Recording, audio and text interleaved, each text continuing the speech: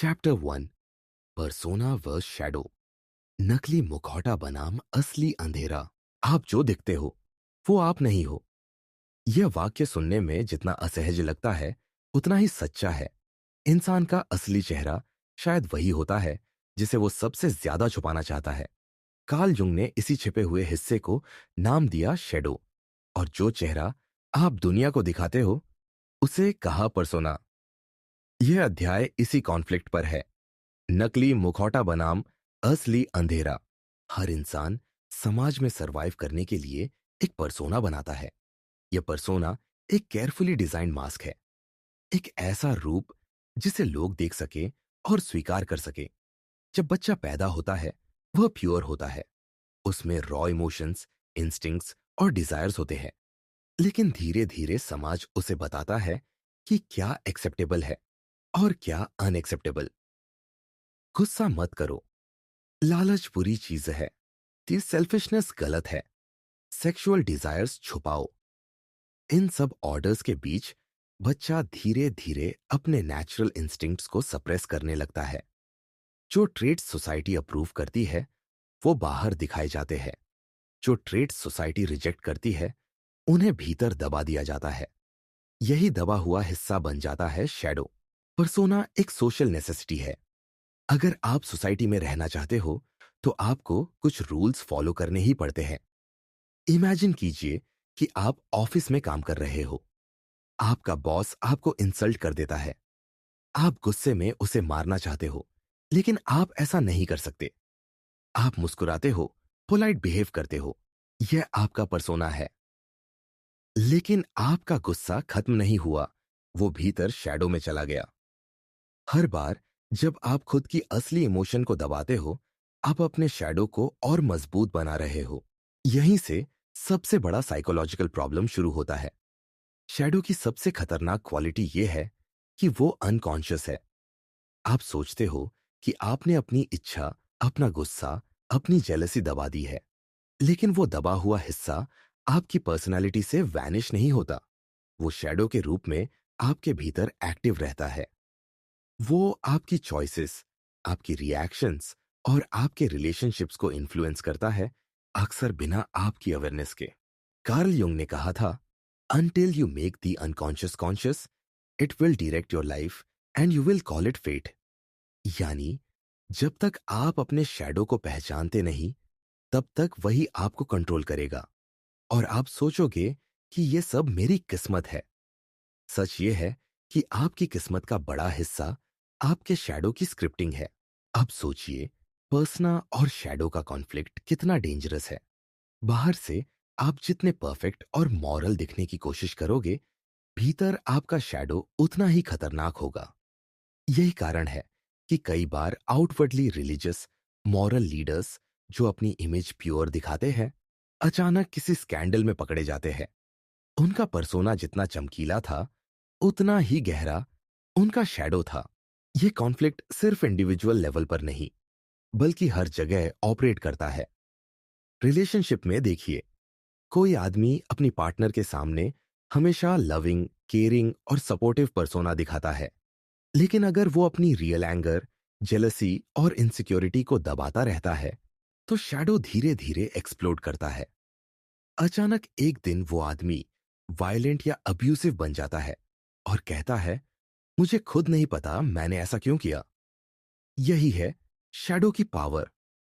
जब वो बाहर आता है तो इंसान खुद को भी नहीं पहचान पाता। शैडो को समझने का मतलब है यह मानना कि हम सिर्फ गुड नहीं हैं। हर इंसान केपेबल है वायलेंस, बिट्रेयल, सेल्फिशनेस और क्रूअल्टी का। लेकिन सोसाइटी हमें हमेशा गुड बॉय या गुड गर्ल बनने के लिए ट्रेन करती है। हम उस ट्रेनिंग को इतनी गहराई से इंटरनलाइज कर लेते हैं कि हमें लगता है हम अच्छे हैं। लेकिन अच्छाई सिर्फ हाफ ट्रूथ है। पूरा सच ये है कि हर इंसान के भीतर अंधेरा भी है। यही ट्रूथ हमें डराता है। पर्सोना एक इल्यूजन है। वो हमें यह कंफर्ट देता है कि हम कंट्रोल में हैं। लेकिन असली कंट्रोल शैडो के पास है, क्योंकि आप जितना शैडो को दबाते हो उतना ही वो आपके एक्शंस को अनसीन लेवल पर इन्फ्लुएंस करता है। उदाहरण के लिए, मान लीजिए कि आप दूसरों की मदद करते हो। बाहर से आप जेनरस दिखते हो, लेकिन अंदर हो सकता है आप सिर्फ दूसरों की अप्रूवल के एडिक्ट हो। आपका पर्सोना कह रहा है, मैं अच्छा इंसान हूं, लेकिन आपका शैडो विस्पर कर रहा है, तुम्हें वैलिडेशन चाहिए। शैडो हमेशा उस पार्ट को उजागर करता है जिसे आप खुद से भी डिनाई करते हो। कार्ल जुंग ने कहा था, the brighter the light, the darker the shadow. इसका मतलब यह है कि जितना ज्यादा आप अच्छे बनने की कोशिश करते हो, उतना ही गहरा आपका अंधेरा हो जाता है। यही रीजन है कि मॉरल सुपीरियॉरिटी दिखाने वाले लोग सबसे बड़ी हिपोक्रेसी के शिकार होते हैं। उनका पर्सोना सोसाइटी के लिए जितना परफेक्ट है, शेडो उनके भीतर उतना ही डेंजरस बनता है। अब सवाल यह है कि शेडो का क्या करे? क्या उसे खत्म किया जा सकता है? जवाब है, कभी नहीं। शैडो को खत्म नहीं किया जा सकता, उसे सिर्फ इंटीग्रेट किया जा सकता है। इंटीग्रेशन का मतलब है उसे कॉन्शियसली एक्सेप्ट करना, उसकी प्रेजेंस को एक्नॉलेज करना। जब आप एक्सेप्ट करते हो कि हाँ, मेरे भीतर जेलसी है, मेरे भीतर वायलेंस है, मेरे भीतर सेल्फिशनेस है, तब आप शैडो के गुलाम नहीं रहते। उस समय आप मास्टर बन जाते हो। शैडो इंटीग्रेशन का मतलब है अपने भीतर के दोनों हिस्सों को एक्सेप्ट करना, पर्सोना और शैडो। दिन और रात दोनों मिलकर साइकिल पूरी करते हैं। आप सिर्फ दिन में सरवाइव नहीं कर सकते, आपको रात भी चाहिए। वैसे ही आप सिर्फ पर्सोना में जी नहीं सकते। शैडो को एक्सेप्ट किए बिना आप अधूरे हो। प्रॉब्लम यह है कि लोग शैडो से डरते हैं क्योंकि शैडो असहज करता है। अगर आप खुद से कहे, मैं कैपेबल हूं किसी को हर्ट करने का, यह आपको अनकंफर्टेबल बना देगा। इसलिए लोग डिनायल में चले जाते हैं। वे कहते हैं, मैं तो हमेशा अच्छा इंसान हूं। और यही डिनायल शैडो को और पावर देता है।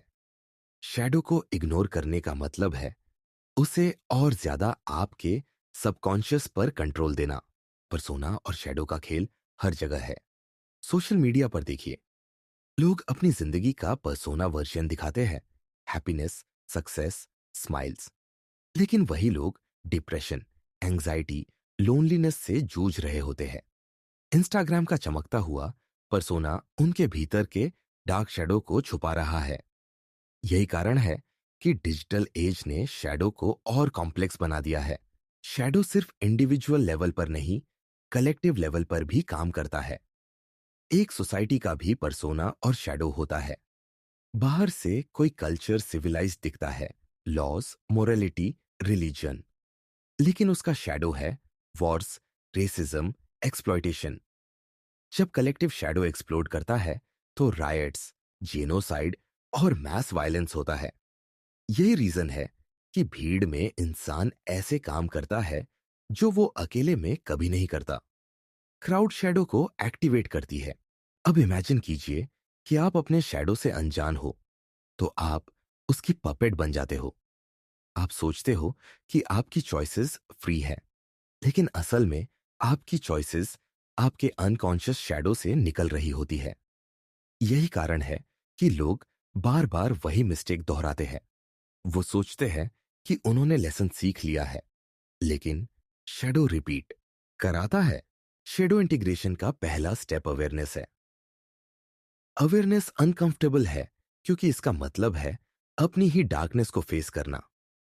जब आप खुद को मिरर में देखते हो और कहते हो, मैं केपेबल हूं बिट्रियल का, मैं केपेबल हूं डिस्ट्रक्शन का, तो ईगो टूटता है। ईगो यही मानना चाहता है कि आप अच्छे हो, लेकिन सच्चाई इससे कहीं गहरी और डार्क है। कार्ल युंग ने कहा था, one does not become enlightened by imagining figures of light, but by making the darkness conscious. Enlightenment light imagine करने से नहीं आता, बल्कि डार्कनेस को एक्सेप्ट करने से आता है। यही ट्रांसफॉर्मेशन की शुरुआत है। पर्सोना वर्स शैडो की लड़ाई इन्फिनिट है। यह लड़ाई कभी खत्म नहीं होती, क्योंकि सोसाइटी हमेशा आपको पर्सोना पहनने पर मजबूर करेगी और आपका अनकॉन्शियस हमेशा शैडो क्रिएट करेगा। सवाल यह नहीं है कि शैडो है या नहीं, सवाल यह है कि आप उसे पहचानते हो या नहीं। अगर आप पहचानते नहीं, तो वो आपको निगल जाएगा। अगर आप पहचानते हो, तो वो आपकी सबसे बड़ी शक्ति बन सकता है। इस अध्याय का निष्कर्ष यही है कि हर इंसान दो हिस्सों में बंटा हुआ है। एक हिस्सा सोसाइटी को दिखाने के लिए है, पर्सोना। दूसरा हिस्सा वो है जिसे सोसाइटी ने रिजेक्ट कर दिया, शैडो। और जब तक आप दोनों को एक्सेप्ट नहीं करते, आप अधूरे हो। शैडो से डरकर भागना आपको उसका गुलाम बनाता है। लेकिन शैडो को पहचान कर उसे कॉन्शियसली इंटीग्रेट करके आप उससे मास्टर बन सकते हो। पर्सोना आपको दुनिया में जगह दिलाता है। शैडो आपको आपके असली अस्तित्व से मिलाता है।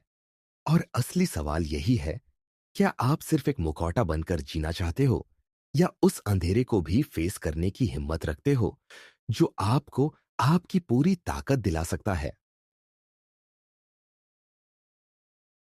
Chapter 2, operant conditioning, BF Skinner. आपके चॉइसेस फ्री नहीं है। आप जो सोचते हो कि आप डिसाइड करते हो, वो सिर्फ इल्यूजन है। असलियत यह है कि आपका हर डिसीजन, हर रिएक्शन, हर हैबिट रिवॉर्ड और पनिशमेंट की प्रोग्रामिंग का नतीजा है। बीएफ स्किनर ने इसे कहा ऑपरेंट कंडीशनिंग। और सच्चाई यह है कि आप जितना खुद को फ्री मानते हो, उतना ही आप कंडीशनिंग के गुलाम हो। एक, स्किनर बॉक्स, चूहे और इंसान का फर्क। 1940 के दशक में बेव स्किनर ने एक छोटा एक्सपेरिमेंट किया जिसने साइकोलॉजी की पूरी दिशा बदल दी। उन्होंने एक बॉक्स बनाया जिसे आज स्किनर बॉक्स कहा जाता है। उस बॉक्स में उन्होंने एक चूहा रखा। बॉक्स में एक लेवर था। जैसे ही चूहा उस लेवर को दबाता, उसे खाना मिल जाता। धीरे धीरे चूहा सीख गया कि लेवर दबाना से ही रिवॉर्ड। स्किनर ने फिर वेरिएशंस इंट्रोड्यूस किए। कभी कभी लेवर दबाने पर शॉक मिलता, कभी खाने में डिले होता, कभी रिवॉर्ड रैंडम मिलता। स्किनर ने साबित किया कि बिहेवियर को शेप किया जा सकता है सिर्फ रिवॉर्ड्स और पनिशमेंट से। चूहा कोई फ्री चॉइस नहीं कर रहा था। उसका हर मूव एनवायरनमेंट की रीइंफोर्समेंट कंटिंजेंसी से कंट्रोल हो रहा था। अब सवाल उठता है, क्या इंसान और चूहा अलग है? सोसाइटी हमें यही इल्यूजन देती है कि हम रैशनल बीइंग्स हैं। हम डिसीजन सोच कर लेते हैं। लेकिन स्किनर के एक्सपेरिमेंट्स ने दिखाया कि हम भी उसी बॉक्स में जी रहे हैं। फर्क सिर्फ इतना है कि हमारा बॉक्स बड़ा है। इसमें स्कूल, ऑफिस, रिलेशनशिप्स, रिलीजन और पॉलिटिक्स हैं। लेकिन प्रिंसिपल वही है। हम बिहेव उसी तरह करते हैं जिस तरह एनवायरनमेंट हमें रिवॉर्ड करता है या पनिश करता है। सोचिए, बच्चा क्यों पढ़ाई करता है? क्योंकि उसे अच्छे मार्क्स मिलने पर पेरेंट्स उसे अप्रिशिएट करते हैं, गिफ्ट्स देते हैं। और फेल होने पर उसे पनिशमेंट मिलता है। एडल्ट क्यों काम करता है? क्योंकि सैलरी रिवॉर्ड है और अनएम्प्लॉयमेंट का डर पनिशमेंट है। कपल रिलेशनशिप क्यों सस्टेन करते हैं? क्योंकि लव, सेक्स, अप्रूवल रिवॉर्ड है और रिजेक्शन, लोनलीनेस पनिशमेंट है। हर बिहेवियर का कोर यही है, reinforcement contingencies. Illusion of free will टूट जाता है जब आप स्किनर बॉक्स की मेटाफोर को समझते हो। आप भी उसी तरह प्रोग्राम्ड हो जैसे वो चूहा। फर्क सिर्फ इतना है कि आपका लेवर अलग अलग फॉर्म्स में है। Social approval, money, fame, love, status. आप उन लेवर्स को दबाते हो जिन्हें सोसाइटी ने डिजाइन किया है। तो positive versus negative reinforcement. Skinner ने ऑपरेंट कंडीशनिंग के दो मेन पिलर्स बताए, पॉजिटिव रीइंफोर्समेंट और नेगेटिव रीइंफोर्समेंट। ये कॉन्सेप्ट्स सिंपल लगते हैं, लेकिन इनकी डेप्थ टेरिफाइंग है। पॉजिटिव रीइंफोर्समेंट, जब किसी बिहेवियर के बाद रिवॉर्ड मिलता है तो उस बिहेवियर की प्रोबेबिलिटी बढ़ जाती है। एग्जाम्पल, बच्चा अच्छे मार्क्स लाता है, उसे चॉकलेट या प्रेज मिलता है। अब बच्चा और पढ़ाई करेगा। एडल्ट अच्छा काम करता है, उसे प्रमोशन मिलता है। अब वो और मेहनत करेगा। सोसाइटी पूरी तरह पॉजिटिव रीइंफोर्समेंट से लोगों को मोल्ड करती है।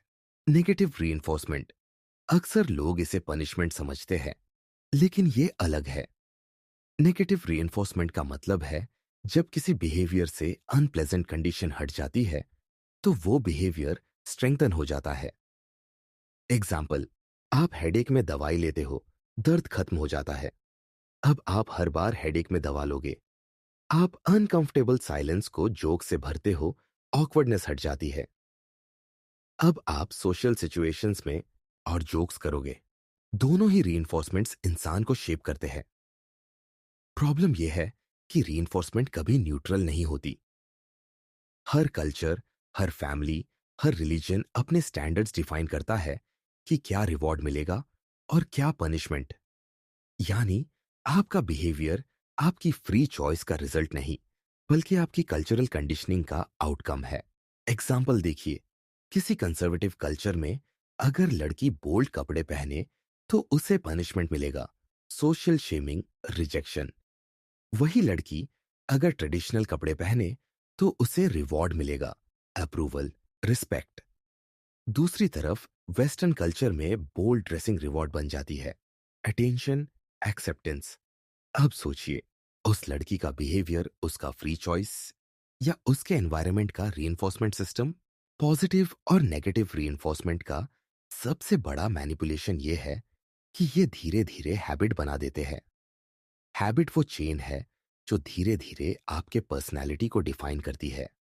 आप सोचते हो कि आपने कॉन्शियसली अपनी आइडेंटिटी बनाई है, लेकिन सच ये है कि आपकी आइडेंटिटी एनवायरनमेंट की रिपीटेड रीइंफोर्समेंट से बनी है। 3. पनिशमेंट, डर से कंट्रोल। अगर रीइंफोर्समेंट काम न करे तो सोसाइटी पनिशमेंट का सहारा लेती है। पनिशमेंट बिहेवियर को सप्रेस करता है। एग्जाम्पल, बच्चा चोरी करता है तो उसे मार पड़ती है। एम्प्लॉय गलती करता है तो उसे वार्निंग लेटर मिलता है। सिटीजन लॉ तोड़ता है तो उसे जेल होती है। पनिशमेंट बिहेवियर को खत्म नहीं करता, बस उसे दबा देता है। पनिशमेंट की सबसे बड़ी प्रॉब्लम यही है कि वो सरफेस लेवल चेंज लाता है। बच्चा चोरी करना बंद कर देता है, लेकिन उसके भीतर डिजायर खत्म नहीं होती। एम्प्लॉय मिस्टेक छुपाना सीख जाता है। सिटीजन इलीगल काम सीक्रेट तरीके से करने लगता है। पनिशमेंट शैडो बनाता है। बिहेवियर दब जाता है, लेकिन अनकॉन्शियस डिजायर बढ़ जाती है। यही कारण है कि पनिशमेंट बेस्ड सोसाइटीज में रिबेलियन और अंडरग्राउंड क्राइम्स ज्यादा होते हैं। पनिशमेंट का एक और हिडन ट्रूथ है, वो फियर क्रिएट करता है। फियर शॉर्ट टर्म में बिहेवियर को कंट्रोल करता है, लेकिन लॉन्ग टर्म में रिजेंटमेंट और रेजिस्टेंस बिल्ड करता है। Think about dictatorships. लोग लॉ फॉलो करते हैं क्योंकि उन्हें पनिशमेंट का डर है, लेकिन अंदर ही अंदर हेट और एंगर बिल्ड होती रहती है। एक दिन वही एंगर रेवोल्यूशन बन जाती है। लेकिन आयरनी ये है कि मॉडर्न सोसाइटी भी पनिशमेंट से एस्केप नहीं कर पाई। हम अभी भी सटल पनिशमेंट्स झेलते हैं। फेल होने पर सोशल ह्यूमिलिएशन, रिलेशनशिप में रिजेक्शन, सोशल मीडिया पर ट्रोलिंग। ये सब पनिशमेंट्स हमें कंफॉर्म करने पर मजबूर करते हैं। हम खुद को सोसाइटी के अकॉर्डिंग मोल्ड करते रहते हैं ताकि पनिशमेंट अवॉइड कर सके। 4. सोशल कंडीशनिंग, रिश्ते, पॉलिटिक्स, मीडिया। स्किनर बॉक्स सिर्फ लैब तक सीमित नहीं है। हम सब एक विशाल स्किनर बॉक्स में जी रहे हैं। रिलेशनशिप्स, पॉलिटिक्स और मीडिया सब हमें ऑपरेंट कंडीशनिंग से कंट्रोल करते हैं। रिलेशनशिप्स, कपल्स एक दूसरे को रिवॉर्ड और पनिशमेंट देते रहते हैं। पार्टनर टाइम देता है, रिवॉर्ड, सूर, लव, अफेक्शन। पार्टनर निग्लेक्ट करता है, punishment, silent treatment, emotional withdrawal. Slowly दोनों एक दूसरे के बिहेवियर को शेप कर लेते हैं। ये कंडीशनिंग इतनी सटिल होती है कि हमें लगता है यह मेरा चॉइस है, जबकि असल में यह रीइंफोर्समेंट साइकिल है। पॉलिटिक्स, लीडर्स सोसाइटी को कंट्रोल करते हैं रिवॉर्ड और पनिशमेंट से। Tax benefits, subsidies, freebies reward है। जेल, फाइन्स, हैरासमेंट पनिशमेंट है। लोग लीडर्स को फॉलो नहीं करते, लोग उनकी रीइंफोर्समेंट कंटिजेंसीज को फॉलो करते हैं। यही कारण है कि डिक्टेटरशिप भी ऑपरेट कर पाती है। वो लोगों को पनिश और रिवॉर्ड डिस्ट्रीब्यूट करके बिहेवियर कंट्रोल करती है। मीडिया, सबसे बड़ा स्किनर बॉक्स मीडिया है। Social media apps random reinforcement schedule पर काम करते हैं। आप पोस्ट डालते हो, कभी उसे 100 लाइक्स मिलते हैं, कभी 10, कभी वायरल हो जाती है। ये रैंडमनेस आपको एडिक्टेड रखती है। डोपामिन सिस्टम उसी तरह ट्रैप होता है जैसे चूहा स्किनर बॉक्स में रैंडम रिवॉर्ड पर ट्रैप होता है। यही रीजन है कि लोग स्क्रॉल करते रहते हैं, नोटिफिकेशंस चेक करते रहते हैं। ये प्योर ऑपरेंट कंडीशनिंग है। 5, एस्केप नहीं, सिर्फ कंडीशनिंग बदलना। अब सवाल है, क्या हम एस्केप कर सकते हैं इस स्किनर बॉक्स से? क्या हम ट्रूली फ्री हो सकते हैं? स्किनर का जवाब था नहीं। बिहेवियर हमेशा कंडीशनिंग से शेप्ड होता है। आप कंडीशनिंग से भाग नहीं सकते, आप बस कंडीशनिंग बदल सकते हो। एग्जाम्पल, अगर सोसाइटी आपको डर और पनिशमेंट से कंट्रोल करती है, तो आप अपनी पर्सनल रीइंफोर्समेंट सिस्टम बना सकते हो। आप खुद को रिवॉर्ड दे सकते हो हेल्थी हैबिट्स के लिए। आप खुद को पनिश कर सकते हो प्रोक्रेस्टिनेशन पर। यानी आप एक्सटर्नल कंडीशनिंग को रिजेक्ट करके सेल्फ कंडीशनिंग क्रिएट कर सकते हो। लेकिन अल्टीमेट ट्रूथ यही है कि बिहेवियर हमेशा रीइंफोर्समेंट और पनिशमेंट पर डिपेंड करेगा। फ्री विल का कॉन्सेप्ट सेडक्टिव है, लेकिन इल्यूजन है। आप चॉइस करते हो, लेकिन वो चॉइस भी पिछले रीइंफोर्समेंट हिस्ट्री का आउटकम है। आप जो खाना पसंद करते हो, जो क्लोथ्स पहनते हो, जो पार्टनर चुनते हो, सब आपके पास्ट कंडीशनिंग का इको है। आप इसे मेरी पसंद कहते हो, लेकिन सच में वो आपके एनवायरनमेंट की प्रोग्रामिंग है। एंडिंग, आपका हर डिसीजन शायद आपका नहीं, बल्कि कंडीशनिंग का इको है। स्किनर ने हमें मिरर दिखाया। हम फ्री नहीं हैं, हम प्रोग्राम्ड हैं। हमारी डिजायर्स, हैबिट्स और चॉइसेस रिवॉर्ड और पनिशमेंट के इनविजिबल चेन से बंधी हुई है। सवाल यह नहीं है कि आप कंडीशनिंग से बच सकते हो या नहीं। सवाल यह है कि आप रिकॉग्नाइज कर पाते हो कि कौन आपको कंडीशन कर रहा है। अगर आप रिकॉग्नाइज कर लेते हो, तो आप कंडीशनिंग के गुलाम नहीं, उसके मास्टर बन सकते हो। Chapter 3, learned helplessness, Martin Seligman. एक डॉग्स एक्सपेरिमेंट। खुले पिंजरे में कैदी। कभी आपने किसी इंसान को देखा है जो हार मान चुका है? उसके सामने रास्ते खुले हैं, लेकिन फिर भी वो वहीं पड़ा है, जैसे कोई अदृश्य जंजीरें उसे बांध रही हो। इस साइकोलॉजी को समझने के लिए हमें जाना होगा उस एक्सपेरिमेंट की तरफ जिसने इंसानी बिहेवियर का सबसे अंधेरा सच उजागर किया। मार्टिन सेलिगमन ने 1963 में कुत्तों पर एक रिसर्च की। उन्होंने कुत्तों को केज में रखा और फ्लोर से हल्के शॉक्स दिए। शुरुआत में डॉग्स भागे, कूदे, क्लॉज से केज को नोचा, हर डायरेक्शन में एस्केप की कोशिश की। लेकिन जब एस्केप का कोई रास्ता नहीं मिला, तो उनकी एनर्जी टूट गई। धीरे धीरे उन्होंने कोशिश करना छोड़ दिया। शौक आते ही वे लेट जाते, मानो एक्सेप्ट कर लिया हो कि दर्द से बचना अब नामुमकिन है। फिर साइंटिस्ट ने केज बदल दिया। अब उसमें एक तरफ शौक आता था और दूसरी तरफ सेफ जोन था। दोनों हिस्सों के बीच बस एक छोटी सी जंप थी। एस्केप आसान था, लेकिन यहां आया सबसे शॉकिंग रिजल्ट। जिन कुत्तों ने पहले बार बार असफलता देखी थी, उन्होंने जंप करने की कोशिश ही नहीं की। शौक आते ही वे फिर से लेट गए। दरवाजा खुला था, रास्ता सामने था, लेकिन दिमाग केज की इनविजिबल दीवार बना चुका था। यही था लर्न्ड हेल्पलेसनेस। जब इंसान या जानवर मान लेता है कि उसका कोई कंट्रोल नहीं है, तो वो कोशिश करना ही छोड़ देता है, चाहे सामने सेफ्टी मौजूद ही क्यों ना हो। 2, हेल्पलेसनेस इन ह्यूमन लाइफ। नौकरी, अब्यूसिव रिश्ते। अब सवाल यह है कि यह कहानी सिर्फ डॉग्स की है या इंसानों की भी। सच तो यह है कि इंसान अपने जीवन में बार बार इसी साइकोलॉजिकल ट्रैप का शिकार होता है। सोचिए उस इंसान के बारे में जो टॉक्सिक नौकरी में है, हर दिन इंसल्ट झेलता है, रिस्पेक्ट नहीं मिलता, काम का कोई मतलब नहीं दिखता, लेकिन फिर भी वह नौकरी छोड़ता नहीं। क्यों? क्योंकि दिमाग ने केज बना दिया है। बाहर कुछ अच्छा नहीं मिलेगा, कोशिश करने का कोई फायदा नहीं। इसी तरह अब्यूसिव रिश्तों को देखिए। कितने लोग फिजिकली और इमोशनली टॉर्चर झेलते हैं, लेकिन रिश्ते को छोड़ते नहीं। बाहरी लोग पूछते हैं क्यों नहीं छोड़ देती, लेकिन जवाब सिंपल नहीं होता। विक्टिम का दिमाग बार बार की असफल कोशिशों के बाद मान चुका होता है कि एस्केप नामुमकिन है।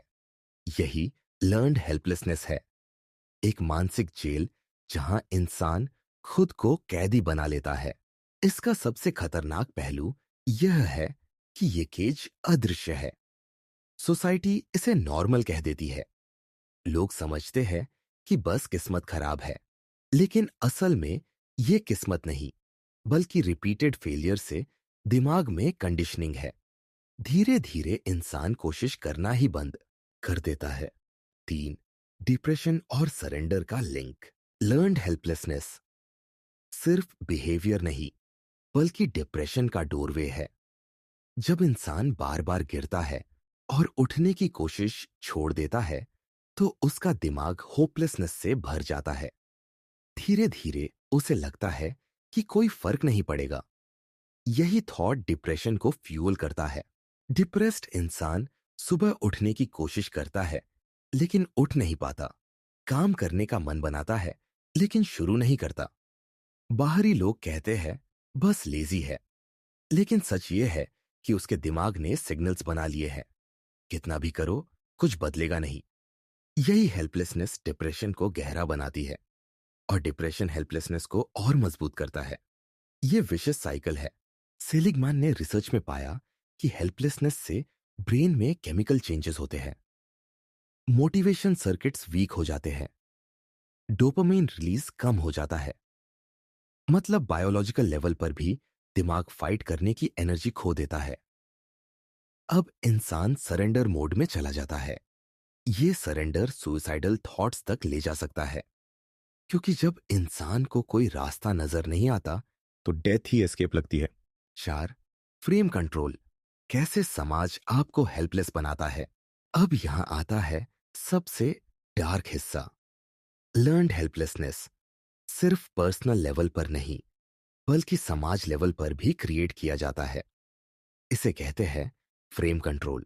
सोसाइटी आपको बचपन से यही सिखाती है, तुम्हारे पास कोई कंट्रोल नहीं है। स्कूल में मार्क्स का सिस्टम, नौकरी में हायरार्की, रिश्तों में कंडीशनिंग, सब मिलकर आपके दिमाग को केज के अंदर रखते हैं। अगर आप बार बार फेल होते हैं, तो सोसाइटी कहती है तुम में ही कमी है।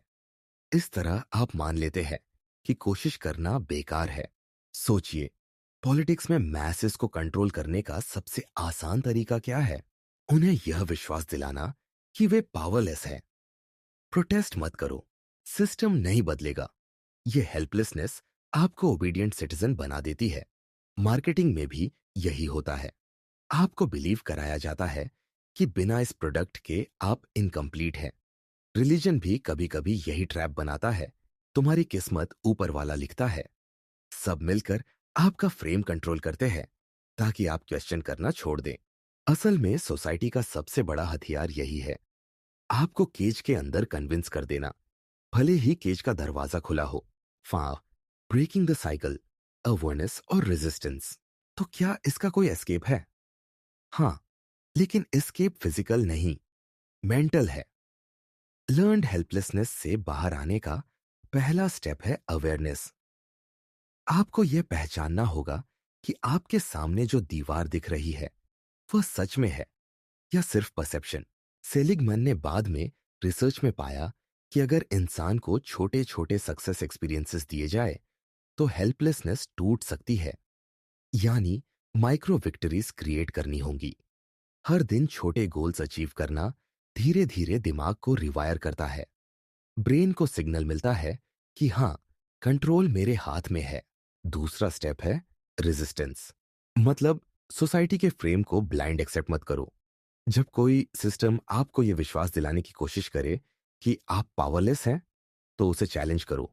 रेजिस्टेंस सिर्फ फिजिकल प्रोटेस्ट नहीं है, यह मेंटल प्रोटेस्ट है। खुद को याद दिलाना कि केज असली नहीं है। तीसरा स्टेप है रिस्पॉन्सिबिलिटी लेना। हेल्पलेसनेस का सबसे गहरा पॉइजन यह है कि यह आपको विक्टिम बना देता है, लेकिन रिकवरी तभी पॉसिबल है जब आप रिस्पॉन्सिबिलिटी एक्सेप्ट करते हैं। यह मानना कि चेंज पॉसिबल है, और उसके लिए स्टेप आपको ही लेना होगा। अगर आप अब्यूसिव रिश्ते में हैं, तो पहला स्टेप अवेयरनेस है कि ये नॉर्मल नहीं है। फिर रेजिस्टेंस है नो कहना, बाउंड्री सेट करना। फिर रिस्पॉन्सिबिलिटी है एस्केप का स्टेप लेना। यही सीक्वेंस केज को तोड़ता है। एंडिंग। तो सवाल यह है, क्या आप सच में कैदी हो या सिर्फ सीखे हुए असहायपन में जी रहे हो? याद रखिए, दरवाजा हमेशा खुला होता है, लेकिन केज आपके दिमाग में है। अगर आपने उस दीवार को पहचान लिया और पहली बार जंप कर लिया, तो केज का इल्यूजन टूट जाएगा। लर्न्ड हेल्पलेसनेस इंसान को ज़ोंबी बना देती है, लेकिन अवेयरनेस इंसान को फाइटर। तो अब चॉइस आपकी है। क्या आप वहीं लेटे रहेंगे या जंप करेंगे? अगर आपको यह वीडियो पसंद आया हो, तो लाइक और शेयर कीजिए और कमेंट में बताइए, क्या आपने अपनी जिंदगी में कभी ऐसा मोमेंट महसूस किया है जब दरवाजा खुला था, लेकिन दिमाग ने आपको कैदी बना रखा था? Chapter 4, Stanford prison experiment, Philip Zimbardo. कभी सोचा है कि अगर आपको अचानक यूनिफॉर्म और पावर दे दी जाए, तो आप कितनी जल्दी इंसानियत भूल जाओगे? यह सवाल सिर्फ इमेजिनेशन नहीं, बल्कि एक वास्तविक एक्सपेरिमेंट से जुड़ा है, जिसने साइकोलॉजी की दुनिया को हिला दिया। इसे कहते हैं स्टैनफोर्ड प्रिजन एक्सपेरिमेंट, जहां साधारण लोगों ने सिर्फ रोल्स निभाते निभाते इंसानियत का मुखौटा उतार दिया और भीतर का अंधेरा बाहर आ गया। एक, प्रिजन सेटअप, कैदी और गार्ड। 1991 में स्टैनफोर्ड यूनिवर्सिटी के बेसमेंट में एक नकली प्रिजन बनाया गया। फिलिप जिम्बार्डो ने 24 स्टूडेंट्स को चुना। कुछ को प्रिजनर और कुछ को गार्ड का रोल दिया गया। प्रिजनर्स को अचानक अरेस्ट किया गया, पुलिस की तरह हैंडकफ्स लगाए गए और पूरी तरह ह्यूमिलिएशन के साथ सेल में डाला गया। गार्ड्स को यूनिफॉर्म, सनग्लासेस और बैटन दिया गया। कोई असली हथियार नहीं था, कोई असली क्रिमिनल नहीं था, लेकिन रोल्स इतने ताकतवर थे कि स्टूडेंट्स खुद को सचमुच उसी आइडेंटिटी में देखने लगे। गार्ड बनने वाले स्टूडेंट्स पहले दिन नॉर्मल रहे, लेकिन धीरे धीरे यूनिफॉर्म, सनग्लासेस और अथॉरिटी उनके दिमाग को बदलने लगी। सनग्लासेस ने उनकी आंखों को छिपा दिया, यानी एम्पैथी और इंडिविजुअलिटी भी छिप गई। वे अब किसी इंसान से बात नहीं कर रहे थे, बल्कि प्रिजनर्स पर पावर चला रहे थे। प्रिजनर्स ने शुरुआत में प्रोटेस्ट किया, लेकिन गार्ड की अथॉरिटी ने उन्हें तोड़ दिया। यह सिर्फ सेटअप नहीं था, बल्कि ह्यूमन माइंड का मिरर था, जहां कॉन्टेक्स्ट ने मोरालिटी को निगल लिया। 2, डिह्यूमनाइजेशन, यूनिफॉर्म और पावर का असर। जब इंसान को यूनिफॉर्म दी जाती है, तो वह खुद को नहीं, बल्कि उस रोल को जीने लगता है। गार्ड्स ने प्रिजनर्स को नाम से नहीं, बल्कि नंबर से पुकारना शुरू किया। यह डिह्यूमनाइजेशन थी, व्यक्ति को इंसान से ऑब्जेक्ट में बदल देना। प्रिजनर्स के कपड़े उतार दिए गए, उन्हें लूज गाउन्स पहनाए गए, उनका आइडेंटिटी छीन लिया गया। यही साइकोलॉजी का सबसे डार्क ट्रूथ है। जब आप किसी की इंडिविजुअलिटी छीन लेते हो, तो क्रूअल्टी आसान हो जाती है। गार्ड्स ने ह्यूमिलिएशन को पनिशमेंट की तरह यूज करना शुरू किया। पुशअप्स, इंसल्ट्स, फूड रोकना। धीरे धीरे प्रिजनर्स के चेहरे टूट गए, उनकी आवाज धीमी हो गई, उनकी बॉडी लैंग्वेज झुक गई। जिम्बार्डो ने खुद लिखा कि यह एक्सपेरिमेंट जल्दी खत्म करना पड़ा, क्योंकि गार्ड्स अनकंट्रोल्ड सैडिज्म की तरफ बढ़ रहे थे।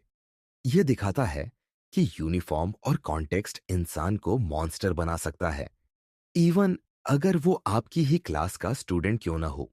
3, अथॉरिटी वर्सेस ह्यूमैनिटी। एक्सपेरिमेंट ने रिवील किया कि अथॉरिटी इंसानियत से टकराए तो अक्सर इंसानियत हार जाती है। गार्ड्स को पता था कि ये सब खेल है, कोई असली क्रिमिनल नहीं है, लेकिन फिर भी उन्होंने प्रिजनर्स को टॉर्चर किया, क्योंकि अथॉरिटी ने उनके अंदर मॉरल जस्टिफिकेशन पैदा कर दिया। साइकोलॉजी में इसे कहते हैं रोल इंड्यूस्ड बिहेवियर। जब आपका रोल किसी कॉन्टेक्स्ट में एब्सोल्यूट अथॉरिटी देता है, तो आपका कॉन्शियंस चुप हो जाता है। आप वही करते हो जो उस रोल से एक्सपेक्ट किया जाता है। प्रिजनर्स की हेल्पलेसनेस बढ़ी, कुछ ने ब्रेक डाउन किया, कुछ ने रोना शुरू किया।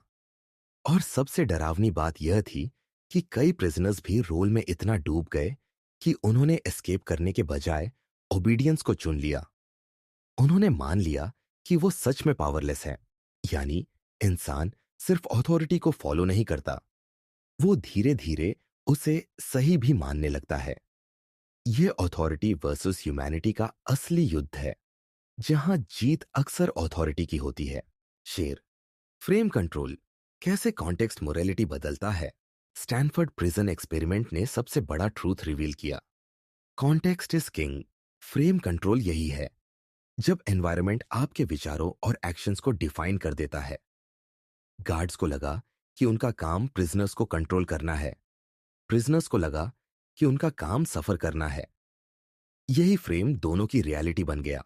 फ्रेम इतना पावरफुल था कि ऑब्जर्वर्स, यानी खुद जिम्बार्डो और उनकी टीम भी रोल प्ले में फंस गए। जिम्बार्डो खुद प्रिजन सुपरिंटेंडेंट की तरह बिहेव करने लगे, न कि न्यूट्रल साइंटिस्ट की तरह। इससे पता चलता है कि कॉन्टेक्स्ट मोरालिटी को मैनिपुलेट कर देता है।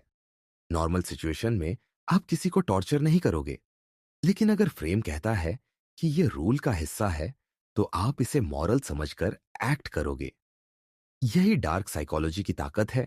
जब फ्रेम शिफ्ट होता है, मोरालिटी डिसॉल्व हो जाती है। 5 modern parallels. Office politics, cults. अब सवाल यह है, क्या यह एक्सपेरिमेंट सिर्फ 1971 का एक एग्जाम्पल है? बिल्कुल नहीं। इसका रिफ्लेक्शन आज भी दिखता है। ऑफिस पॉलिटिक्स में मैनेजर्स अक्सर गार्ड्स की तरह बिहेव करते हैं। यूनिफॉर्म नहीं, लेकिन पोजीशन और अथॉरिटी उनका वेपन बन जाती है। एम्प्लॉयज प्रिजनर्स की तरह ऑर्डर्स फॉलो करते हैं, इवन अगर वो अनफेयर हो। कल्ट्स और एक्सट्रीमिस्ट ग्रुप्स भी यही फॉर्मूला यूज करते हैं। यूनिफॉर्म, रिचुअल्स और ग्रुप आइडेंटिटी इंडिविजुअल मोरालिटी को इरेज कर देते हैं। मेंबर्स खुद सोचते नहीं, बस लीडर के ऑर्डर्स को मोरालिटी समझकर फॉलो करते हैं। सोशल मीडिया भी एक तरह का प्रिजन है, जहां लाइक्स और ट्रोल्स गार्ड्स का काम करते हैं। लोग अपना असली सेल्फ भूलकर क्यूरेटेड पर्सोना में जीते हैं। फ्रेम बदलता है, मोरालिटी बदलती है, और इंसान धीरे धीरे सिस्टम का स्लेव बन जाता है। एंडिंग। स्टैनफोर्ड प्रिजन एक्सपेरिमेंट हमें यह सिखाता है कि इंसान बाहर से सिविलाइज दिखता है, लेकिन भीतर का शैडो बहुत फ्रेजाइल है। यूनिफॉर्म, पावर और कॉन्टेक्स्ट उसे किसी भी दिशा में मोड़ सकते हैं। सवाल यह नहीं कि गार्ड्स ने कैसा बिहेवियर किया। सवाल यह है कि अगर आप वहां होते, तो क्या आप अलग होते? आप अथॉरिटी से बच नहीं सकते, लेकिन आप अवेयरनेस से खुद को बचा सकते हो। क्योंकि जब तक आपको फ्रेम दिखाई नहीं देता, तब तक आप उसका कैदी बने रहते हो। Chapter 5 cognitive dissonance. Leone Festinger. क्या आपने कभी खुद से झूठ बोला है और धीरे धीरे उस झूठ को इतना रिपीट किया कि वो आपकी सच्चाई बन गया? क्या आपने कभी टॉक्सिक रिश्ते में रहकर ये बिलीव किया कि शायद मैं ही गलत हूं, या किसी आइडियोलॉजी को पकड़कर इतने स्ट्रांगली जस्टिफाई किया कि उसके खिलाफ सबूत भी आपको गलत लगे? यही है कॉग्निटिव डिसोनेंस, दिमाग का वो इंटरनल कॉन्फ्लिक्ट जहां आपके बिलीफ्स और आपकी रियलिटी टकराते हैं। और जब यह टकराव होता है, तो इंसान सच से भागकर इल्यूजन्स को अपना घर बना लेता है। एक, डिसोनेंस का दर्द। लियोन फेस्टिंगर ने सबसे पहले यह बताया कि जब आपके बिलीफ्स और एक्शंस आपस में क्लैश करते हैं, तो दिमाग में एक असहनीय साइकोलॉजिकल पेन पैदा होता है। इसे कहा जाता है कॉग्निटिव डिसोनेंस। ये पेन सिर्फ इमोशनल नहीं होता, बल्कि ऐसा लगता है जैसे आपकी पूरी आइडेंटिटी हिल रही हो।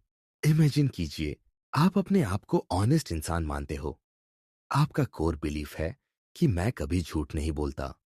लेकिन एक दिन आप किसी सिचुएशन में झूठ बोल देते हो। अब प्रॉब्लम यह है कि आपका एक्शन और बिलीफ आपस में कॉन्फ्लिक्ट कर रहे हैं। माइंड इस कॉन्ट्रडिक्शन को टॉलरेट नहीं कर पाता। यह टेंशन वैसी ही है जैसे किसी ने आपकी इनर रियलिटी को तोड़ दिया हो। दिमाग के पास दो रास्ते होते हैं। पहला, एडमिट करो कि आप हिपोक्रेट हो। दूसरा, अपने एक्शन को रेशनलाइज करो ताकि सेल्फ इमेज बचा रहे। ज्यादातर लोग दूसरा रास्ता चुनते हैं। वे खुद से कहते हैं, मैंने झूठ इसलिए बोला क्योंकि सरकमस्टेंस ने मजबूर किया, या ये झूठ किसी की भलाई के लिए था। धीरे धीरे दिमाग खुद को कन्विंस कर देता है कि एक्शन एक्चुअली जस्टिफाइड था। सच नहीं बदला, परसेप्शन बदल गया। यही कॉग्निटिव डिसोनेंस की ताकत है। आपके दिमाग को अनकंफर्टेबल ट्रूथ से बचाकर कंफर्टेबल लाई में जीने पर मजबूर करना। 2. जस्टिफिकेशन, झूठ को सच मानना। फेस्टिंगर ने इस कॉन्सेप्ट को प्रूव करने के लिए एक फेमस एक्सपेरिमेंट किया। उन्होंने पार्टिसिपेंट्स को एक बहुत बोरिंग टास्क करवाया, जैसे लकड़ियां घुमाना और छोटे छोटे रेपिटेटिव काम। टास्क इतना डल था कि कोई भी इसे इंटरेस्टिंग नहीं कह सकता। इसके बाद पार्टिसिपेंट्स को कहा गया कि वे अगले आने वाले सब्जेक्ट से झूठ बोले और कहे कि यह टास्क बहुत मजेदार था। कुछ लोगों को इस झूठ के लिए $20 दिए गए और कुछ को सिर्फ $1। अब लॉजिकली देखो, $20 एक बड़ा अमाउंट है, तो नेचुरली जिनको $20 मिले उन्हें ज्यादा कन्विंस होना चाहिए था। लेकिन रिजल्ट उल्टा था। जिन लोगों को सिर्फ अक्रोकियर मिला, वे अपने आप को कन्विंस करने लगे कि शायद टास्क इतना बोरिंग नहीं था। क्यों? क्योंकि उनके दिमाग में डिसोनेंस पैदा हुआ। उन्होंने सोचा, मैंने एक झूठ बोला, लेकिन $12 इतनी छोटी रकम है, इसके लिए झूठ बोलना जस्टिफाई नहीं होता।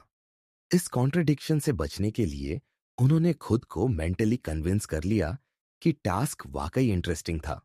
यानी उन्होंने रियलिटी को ट्विस्ट कर दिया ताकि गिल्ट कम हो। यही कॉग्निटिव डिसोनेंस की सबसे खतरनाक स्ट्रैटेजी है, सेल्फ जस्टिफिकेशन। इंसान इतना झूठ बोलता है कि उसका दिमाग धीरे धीरे उस झूठ को सच मानने लगता है। यही रीजन है कि लोग टॉक्सिक रिलेशनशिप्स में जस्टिफाई करते रहते हैं कि वो मुझसे प्यार करता है, अब्यूसिव पेरेंट्स को डिफेंड करते हैं और करप्ट सिस्टम्स के लिए एक्सक्यूज बनाते हैं। ट्रूथ असहनीय होता है, तो माइंड इल्यूजन को ट्रूथ बना देता है। 3. कल्ट माइंड, जब लोग अपोकलिप्स में भी विश्वास करते रहते हैं। कॉग्निटिव डिसोनेंस का सबसे चिलिंग एग्जाम्पल फेस्टिंगर ने खुद दिया। उन 1950s में उन्होंने एक यूएफओ कल्ट ऑब्जर्व किया। इस कल्ट की लीडर ने प्रोफेसी की थी कि एक खास दिन दुनिया खत्म हो जाएगी और सिर्फ कल्ट के मेंबर्स एलियन स्पेसशिप में बचाए जाएंगे। अब सोचो, दिन आया और कुछ नहीं हुआ। रियलिटी साफ थी, प्रोफेसी झूठ थी। तो क्या लोगों ने कल्ट छोड़ दिया? नहीं, उल्टा वो और स्ट्रांगली बिलीव करने लगे कि हमारे फेथ और प्रेयर्स ने दुनिया को बचा लिया। यही है कल्ट माइंड। जब किसी की आइडेंटिटी पूरी तरह से किसी बिलीफ से जुड़ जाती है, तो डिसोनेंस अनबेरेबल हो जाता है। अगर वे मान ले कि प्रोफेसी झूठ थी, तो उन्हें यह भी मानना पड़ेगा कि उनकी जिंदगी की सारी इन्वेस्टमेंट, फेथ, पैसा, सालों की डिवोशन सब बेकार था। यह ट्रूथ इतना पेनफुल है कि माइंड उससे भाग जाता है। रिजल्ट, वे और भी स्ट्रांगली कल्ट में फंस जाते हैं। आज भी यह पैटर्न दिखता है। Conspiracy theories, political fanaticism, extremist ideologies. जब एविडेंस उनके खिलाफ आता है, लोग अपनी बिलीफ्स छोड़ते नहीं, बल्कि और स्ट्रांग हो जाते हैं। कॉग्निटिव डिसोनेंस उन्हें सच एक्सेप्ट करने से रोकता है और झूठ में फेथ बढ़ाता है। 4. सेल्फ इमेज वर्सेस रियलिटी का युद्ध। कॉग्निटिव डिसोनेंस का सबसे गहरा लेवल तब होता है जब आपका सेल्फ इमेज और आपकी रियलिटी आपस में भिड़ जाते हैं। इमेजिन कीजिए, आपका बिलीफ है कि आप एक अच्छे इंसान हो, लेकिन आपने किसी को डीपली हर्ट कर दिया। रियलिटी कहती है कि आप रिस्पॉन्सिबल हो, सेल्फ इमेज कहता है कि आप अच्छे हो। यह वॉर अनबेरेबल होता है और यही वजह है कि लोग अपने विक्टिम्स को ब्लेम करना शुरू कर देते हैं। अब्यूजर्स कहते हैं, मैंने उसे मारा क्योंकि वो डिजर्व करता था। करप्ट लोग कहते हैं, मैं करप्शन कर रहा हूं क्योंकि सिस्टम खुद करप्ट है। रियलिटी के खिलाफ लड़ाई आसान नहीं होती, इसलिए दिमाग रियलिटी को तोड़ मरोड़ देता है। सेल्फ इमेज बचाने के लिए लोग उन लोगों को डीमोनाइज कर देते हैं जिन्हें उन्होंने हर्ट किया है। और यही प्रोसेस सोसाइटी में भी दिखता है। जैसे युद्धों में सोल्जर्स कहते हैं, हमने सिविलियंस को मारा लेकिन वो दुश्मन थे। सेल्फ इमेज वर्सेस रियलिटी का युद्ध ही इंसान को सबसे ज्यादा इंटरनली डिस्ट्रॉय करता है, क्योंकि हर जस्टिफिकेशन, हर डिस्टॉर्शन आपको सच से और दूर ले जाता है। आज मैनिपुलेशन, मार्केटर्स और लीडर्स का वेपन। अब सबसे डेंजरस सवाल, अको समवा सवाल, कि ये सवाल, अगर कॉग्निटिव डिसोनेंस इतना पावरफुल है तो क्या इसे लोग मैनिपुलेट भी कर सकते हैं? आंसर है हाँ। मार्केटर्स इसका इस्तेमाल रोज करते हैं। एग्जाम्पल, आपने कोई महंगा प्रोडक्ट खरीदा और बाद में रियलाइज किया कि शायद ये उतना अच्छा नहीं था। अब आपके माइंड में डिसोनेंस है। मैं स्मार्ट हूं, लेकिन मैंने शायद बेवकूफी की। इस पेन को रिड्यूस करने के लिए आपका माइंड ऑटोमेटिकली रीजंस ढूंढेगा कि नहीं, ये प्रोडक्ट बहुत अच्छा है, ये इन्वेस्टमेंट फ्यूचर में काम आएगी। इस तरह आप अपने परचेस को जस्टिफाई करते हो। इसी साइकोलॉजी पर पूरी मार्केटिंग इंडस्ट्री टिकी हुई है। लीडर्स और पॉलिटिशियंस भी यही ट्रिक यूज करते हैं। वे फॉलोअर्स को ऐसी पोजीशंस में डालते हैं जहां लोग छोटे छोटे कॉम्प्रोमाइजेस करते हैं। हर कॉम्प्रोमाइज एक डिसोनेंस क्रिएट करता है और उसे रिजॉल्व करने के लिए फॉलोअर और स्ट्रांगली बिलीव करने लगता है कि लीडर सही है। यही रीजन है कि लोग अब्यूसिव आइडियोलॉजीज को छोड़ नहीं पाते। हर बार जब वे फॉलो करते हैं, उनका दिमाग खुद को कन्विंस करता है कि ये चॉइस मेरी थी और ये चॉइस सही थी। कॉग्निटिव डिसोनेंस इंसान को सिर्फ मैनिपुलेट नहीं करता, ये उसे एक लिविंग पपेट बना देता है। एंडिंग, लियोन फेस्टिंगर ने जो रिवील किया था वो सिर्फ साइकोलॉजी नहीं, वो इंसानी कमजोरी का सबसे कच्चा सच है। हम अपने ही झूठ में कंफर्ट ढूंढते हैं, हम अपने ही इल्यूजन्स में फेथ रखते हैं, और जब रियलिटी टकराती है तो हम सच को नहीं बदलते, हम खुद को बदल देते हैं। आप सोचते हो कि आपके बिलीव्स आपको डिफाइन करते हैं, लेकिन शायद सच ये है, आपके बिलीव्स आपको नहीं, आपकी डिसोनेंस की दर्दनाक एस्केप स्ट्रेटजीज आपको डिफाइन करती है। सवाल सिर्फ इतना है, क्या आप अपने झूठ को जस्टिफाई करके जी रहे हो, या इतनी हिम्मत रखते हो कि रियलिटी की ठंडी रोशनी को देख सको? Chapter 6, obedience to authority, Stanley Milgram. क्या आपने कभी सोचा है कि इंसान अपनी इंसानियत कब खो देता है? क्या वो तब होता है जब उसके हाथ में शक्ति होती है, या तब जब वो शक्ति किसी और के आदेश पर इस्तेमाल करता है? असली अंधेरा शक्ति में नहीं है, बल्कि अंधी आज्ञाकारिता, ब्लाइंड ओबीडियंस में है। और यहीं से शुरू होती है वो कहानी जिसने दुनिया को दिखाया कि इंसान अपने विवेक को कितनी आसानी से मार देता है। स्टैनली मिलग्रम का शॉक एक्सपेरिमेंट। 1960 के दशक में येल यूनिवर्सिटी की एक छोटी सी लैब में इंसानी नैतिकता का सबसे काला सच सामने आया। मिलग्रम ने लोगों को बुलाया और उन्हें बताया कि वो एक मेमोरी लर्निंग एक्सपेरिमेंट का हिस्सा होंगे। लेकिन असली खेल पर्दे के पीछे था। प्रतिभागियों को एक बटन के सामने बैठा दिया गया और सामने एक इंसान, जो असल में एक्टर था, को बिजली के झटके देने का आदेश दिया गया जब भी वो गलत जवाब दे। शुरुआत 15 वोल्ट से, फिर 30, फिर 50, और धीरे धीरे ये बढ़ते बढ़ते 450 वोल्ट तक पहुंच गया। हाँ, वो वोल्टेज जिसे कोई सामान्य इंसान घातक मानता। पर असली शौक बिजली से नहीं था। असली शौक था ये देखना कि कितने साधारण लोग अथॉरिटी की वजह से अपने विवेक को दबा देते हैं। जब एक्सपेरिमेंटर सफेद लैब कोट पहनकर कहता, please continue, the experiment requires that you go on, तो ज्यादातर लोग, चाहे दिल कांप रहा हो, चाहे सामने वाला चीख रहा हो, फिर भी शौक देते रहे। आंकड़े चौंकाने वाले थे। लगभग 65% प्रतिभागियों ने 450 वोल्ट तक शौक दिया। सोचिए, 65% लोग जिन्हें आप रोज सड़क पर देखते हैं, शायद आपके पड़ोसी, दोस्त या ऑफिस कोलीग, वो बिना सवाल किए किसी को मार सकते हैं अगर उन्हें लगता है कि ये ऑर्डर है। यही है ओबीडियंस का अंधेरा। अथॉरिटी इंसान के कॉन्शियंस को ओवरराइड कर देती है। लोग सोचते हैं कि वो खुद जिम्मेदार नहीं है, वो तो बस ऑर्डर्स फॉलो कर रहे हैं। और यही मैकेनिज्म वॉर क्राइम्स का सबसे बड़ा आधार है। हॉलोकॉस्ट से लेकर अबू ग्रेब तक इतिहास इस बात का सबूत है कि इंसान क्रूअल्टी में पैदा नहीं होता, बल्कि अथॉरिटी उसे क्रूअल्टी में डाल देती है। जब नाजी सोल्जर्स ने लाखों लोगों को गैस चेंबर में भेजा, तो उनके डिफेंस में सबसे कॉमन लाइन थी, I was just following orders. Authority का हिप्नोसिस सटल है। यूनिफॉर्म, सिंबल्स, टाइटल्स, ये सब सबकॉन्शियस ट्रिगर्स बन जाते हैं। जब हम किसी को लैब कोट में देखते हैं, किसी को मिलिट्री यूनिफॉर्म में देखते हैं, या किसी के नाम के आगे डॉक्टर, प्रोफेसर, मैनेजर लिखा देखते हैं, तो दिमाग खुद ब खुद मान लेता है कि ये सुपीरियर है। और इसी ब्लाइंड रिस्पेक्ट में हमारी क्रिटिकल थिंकिंग बंद हो जाती है।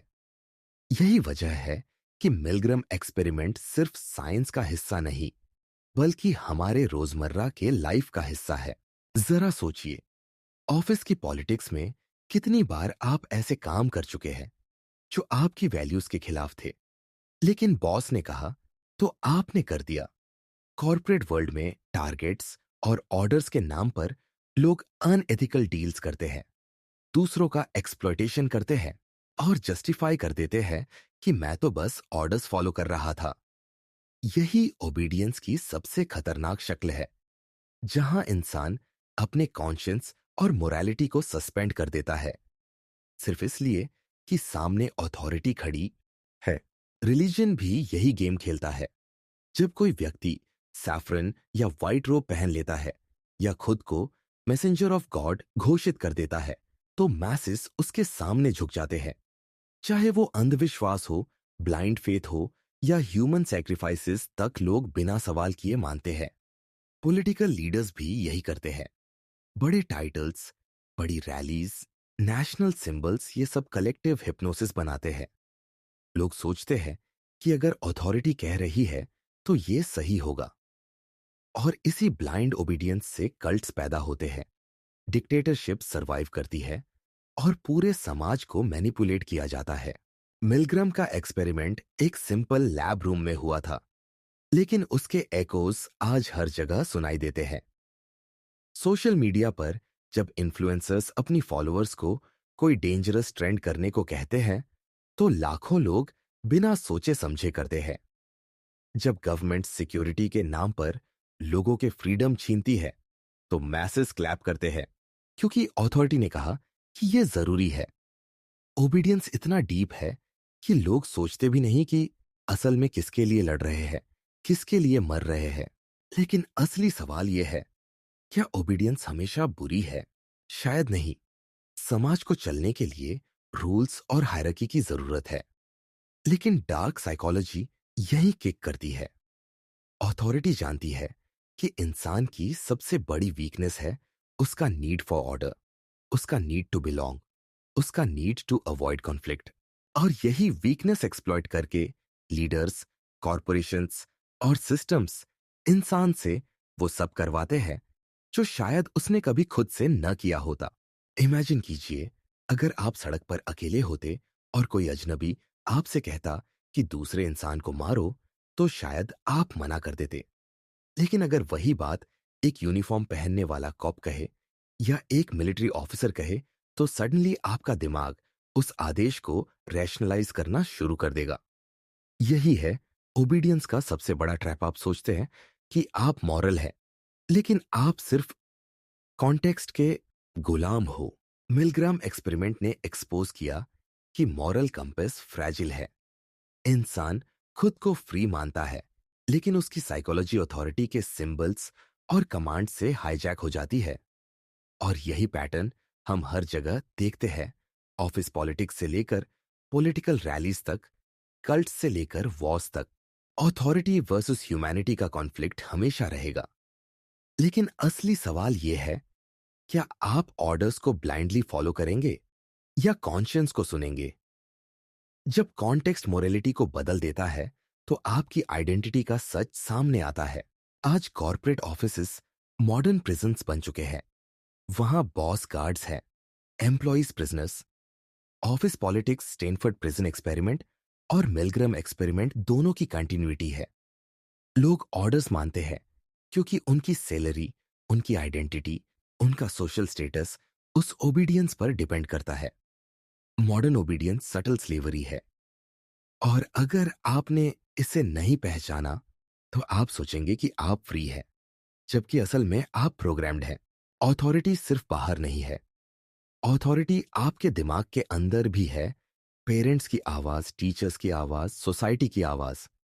जब आप कोई डिसीजन लेते हैं और आपके सबकॉन्शियस में लोग क्या कहेंगे गूंजता है, तो असल में आप अपनी ऑथोरिटी को ओबे कर रहे होते हैं। यही सबसे सटल ओबीडियंस है, जहां आप किसी फिजिकल ऑर्डर के बिना भी अपने बिहेवियर को कंट्रोल करवा रहे होते हैं। एंडिंग में सवाल सिर्फ एक है, क्या आप सच में फ्री हो, या आप हर बार वही कर रहे हो जो किसी अथॉरिटी ने डायरेक्ट या इनडायरेक्ट तरीके से आपको कराया है। शायद आपके डिसीजंस आपके नहीं है, शायद वो सिर्फ अथॉरिटी का इको है। ओबीडियंस एक इल्यूजन है। आप सोचते हैं कि आप चूज कर रहे हो, लेकिन असल में आप प्रोग्राम्ड हो। और जब तक आप इस हिप्नोसिस को नहीं तोड़ते, तब तक आप अपने नहीं, बल्कि किसी और की आवाज की गूंज हो। Chapter 7, manipulative psychology. आपको लगता है कि आप पागल हो रहे हो, लेकिन सच ये है कि कोई और आपकी रियलिटी को चुरा रहा है। यही है गैसलाइटिंग मैनिपुलेशन का सबसे खतरनाक हथियार। गैसलाइटिंग सिर्फ झूठ बोलना नहीं है, यह एक सिस्टमैटिक साइकोलॉजिकल स्ट्रैटेजी है, जहां मैनिपुलेटर आपको अपनी ही यादों, अपनी ही सोच, अपनी ही परसेप्शन पर शक करने के लिए मजबूर कर देता है। इसका नाम एक पुराने नाटक गैस लाइट से लिया गया है, जिसमें पति अपनी पत्नी को धीरे धीरे पागल मानने पर मजबूर करता है, जबकि असल में वो उसकी रियलिटी मैनिपुलेट कर रहा होता है। डार्क साइकोलॉजी की दुनिया में गैसलाइटिंग सबसे सटल और सबसे इनविजिबल हथियार है, क्योंकि इसका शिकार होने वाला इंसान अक्सर जान ही नहीं पाता कि उसके साथ हो क्या रहा है। वह धीरे धीरे अपनी परसेप्शन खो देता है और मैनिपुलेटर की बनाई हुई रियलिटी में जीना शुरू कर देता है। गैसलाइटिंग की असली शक्ति यही है। यह सीधा दिमाग पर अटैक नहीं करता, यह परसेप्शन पर अटैक करता है। और जब परसेप्शन कंट्रोल हो जाए, तो इंसान की पूरी रियलिटी स्लेव बन जाती है। यही वह बिंदु है जहां विक्टिम अपनी ही सोच से लड़ने लगता है। उसके दिमाग में एक ऐसा युद्ध शुरू हो जाता है जिसमें असली दुश्मन कोई और नहीं, बल्कि उसकी ओन माइंड बन जाती है। गैसलाइटिंग क्या है?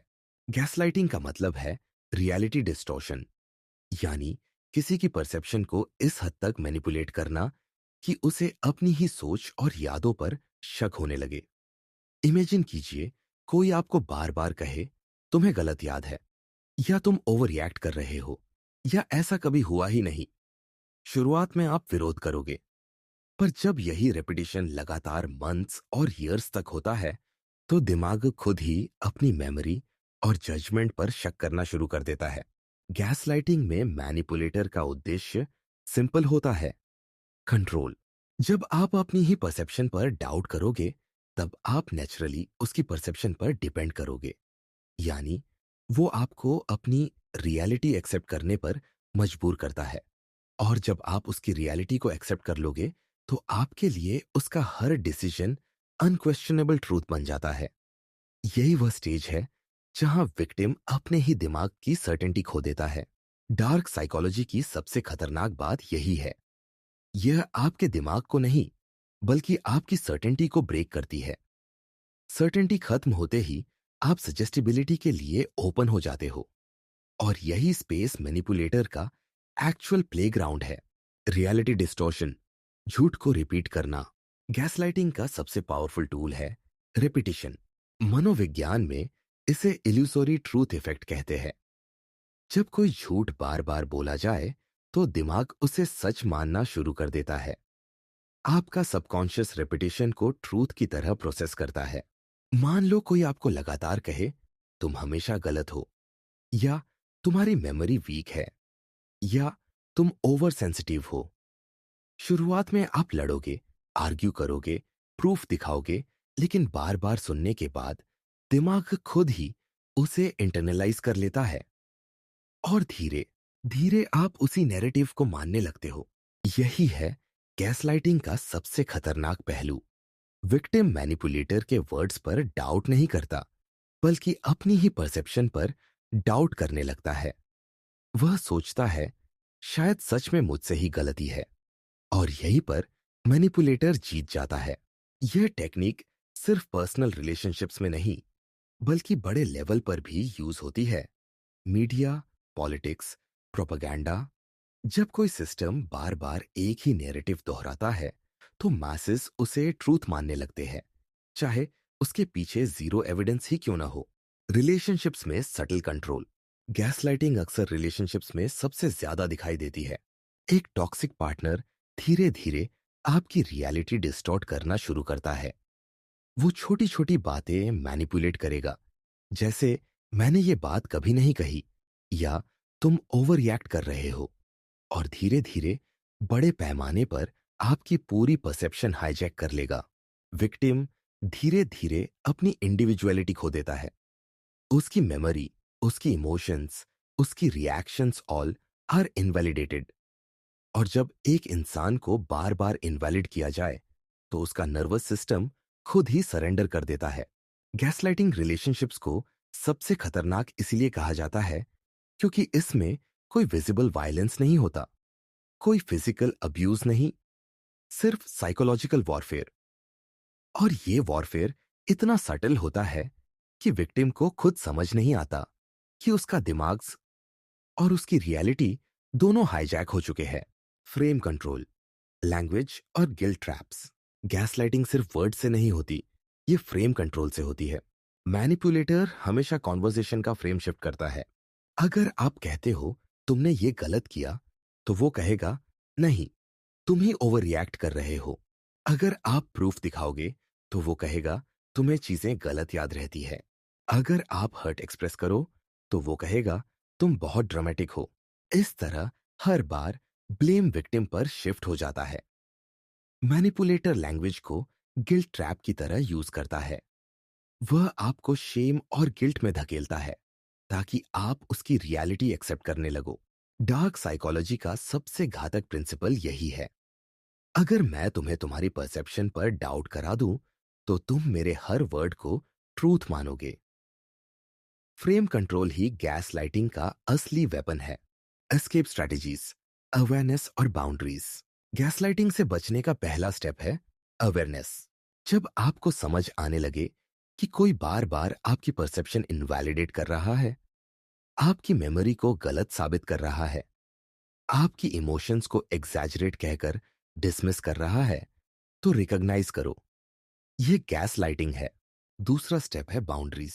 मैनिपुलेटर हमेशा आपकी मेंटल बाउंड्रीज क्रॉस करता है।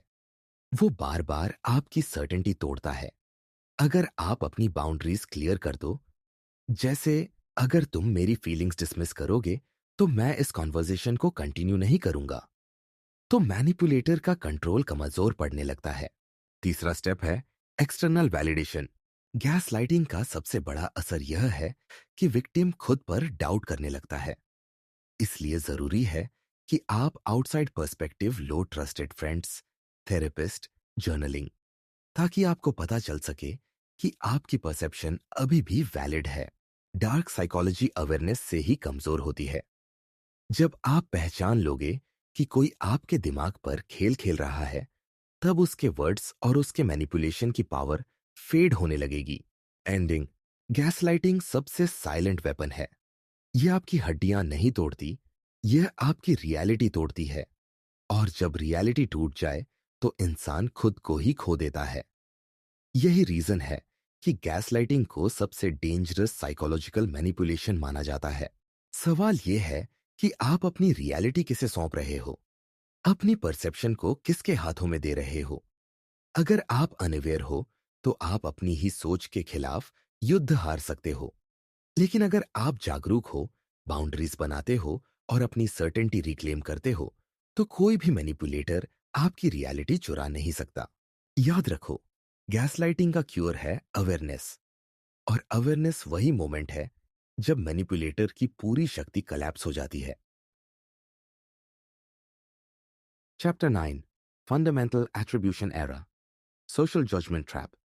तो तुम बुरे हो क्योंकि तुमने गलती की, लेकिन जब मैं वही गलती करता हूं तो वो हालात की मजबूरी है। यही है इंसान की सबसे बड़ी विडंबना। यही है वो साइकोलॉजिकल जाल जिसे मनोविज्ञान की भाषा में कहा जाता है फंडामेंटल एट्रीब्यूशन एरर। ये वही कॉग्निटिव बायस है जो हमें दूसरों को एक चेहरे, एक एक्शन या एक अफवाह के आधार पर डिफाइन करने पर मजबूर कर देता है, लेकिन अपने बारे में हमेशा नैरेटिव बदलने की आजादी देता है।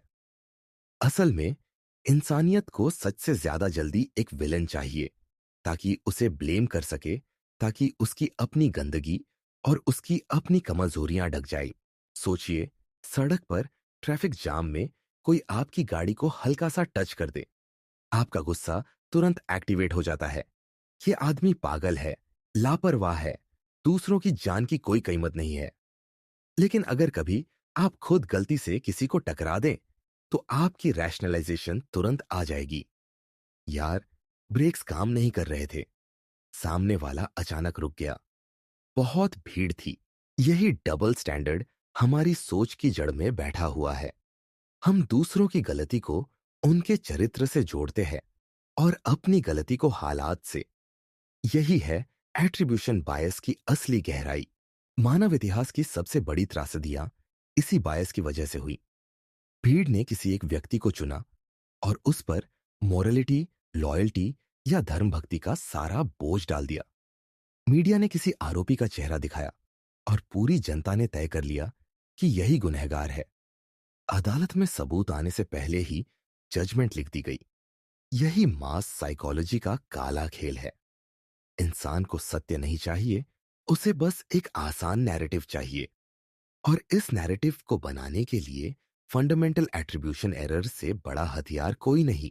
लेकिन सवाल यह है कि हमारा दिमाग ऐसा क्यों करता है? जवाब है कॉग्निटिव शॉर्टकट।